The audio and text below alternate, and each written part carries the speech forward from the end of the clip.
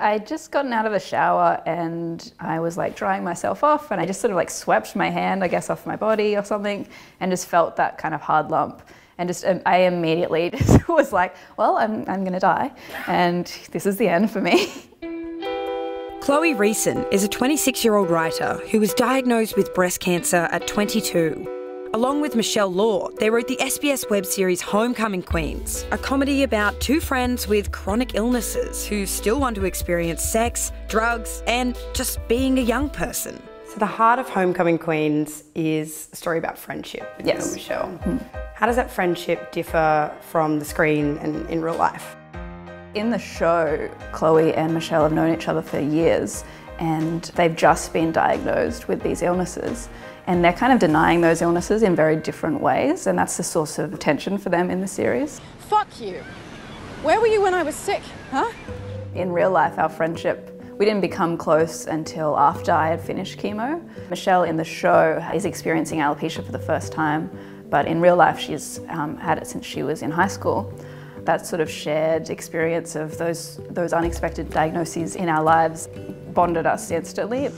When my hair fell out, my skull looked like a bag of rocks. What are you doing? See, your head's so smooth and shiny. Yeah, it's like a bowling ball. I produce a lot of sebum. In the series, Michelle plays herself, but Yes. you're played by an actress. Yes. Why? We wanted the show to be good.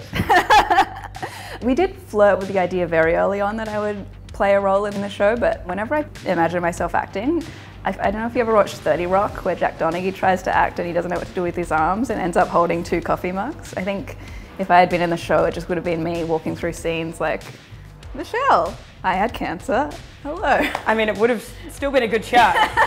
You know that vitamins are a scam? It's an estrogen blocker for my cancer, you fucking bitch. So how did you actually come up with the idea for the show? We used to always leave parties early, and we would always sit outside her house in my car and just sort of like make dumb jokes and sort of laugh about things. And there's a scene with a vibrator. It just started with as an idea that I thought would be really funny. How far in did it get stuck? I can't even see it. Oh no. Where is it? Tell me about your life before your diagnosis. It was like a day before my 22nd birthday when I first found the lump, and I was still in university, and it was first sort of decided that it was probably just a benign cyst and not to really worry about it. But it started to grow really, really, really quickly. And so 6 months later, you could see it, you didn't even have to feel it. It was sort of distorting the shape of my areola. Do you remember what they told you? They were like, oh, we think it's this thing called a giant fibroadenoma. It could be this other sort of tumour, but I think they said that's as rare as rocking horse dropping, so it won't be that. We'll call you tomorrow with the results. The next day, I'd gone to the dentist. I checked my phone and had a missed call from the doctor, and the doctor just sort of said, you're not going to like what I have to tell you, Chloe. And then told me that they'd found cancer, and the dentist receptionist, who had always been really nice to me, was like, saw me crying, and I said, I'm sorry, I just found out I have breast cancer. And she just walked around the desk and gave me a big hug and told me everything was going to be okay. It was so nice. When I was diagnosed, it was sort of like the end of my first sort of relationship, and I'd had like a death in the family. It was like a lot of intense things happening at once that made me just sort of, that kind of devastated me. I was just like, how does all of this go so wrong at once? It made me really, I would have like times when I would wake up in the morning and just be like, am I real? Like, is this a dream? Even though I had been told that I had cancer, I still it just seemed so bizarre. It seemed so surreal to me that I still couldn't tell how serious it was. I remember having to ask my surgeon, but I was like, am I going to die? And she really just had to be like, this is very serious. And that kind of really shocked me. And so I had tests on a Monday, diagnosis on a Tuesday, and Friday I was having my mastectomy. There was only sort of a few weeks between the surgery and then chemotherapy starting. 6 really difficult months, and my body was going to change in ways that it wouldn't recover from. What are some common misconceptions that people have about young people who have a serious illness? Even when I was diagnosed, people would say like, oh, you're young, you're going to beat it, you're strong, you're healthy. Cancer in young people is actually way more aggressive and scary to treat.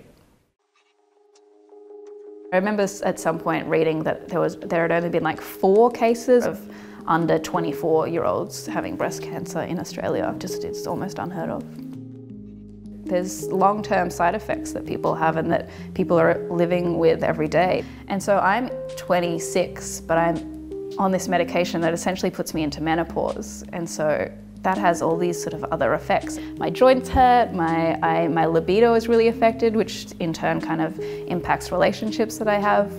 There's just a lot going on in this body that people can't see, even if the cancer has been removed. Decided later to have another mastectomy. Just to remove the fear of the chance of reoccurrence. And also I identify as a non-binary person and my breasts had never been something I felt connected to in any way. Was that process of kind of your gender identity something that had started long before, or? No, it's not that I think I would never have gotten there if I hadn't gotten cancer, but in a weird way, cancer was sort of the thing that made me sort of really take notice of my body.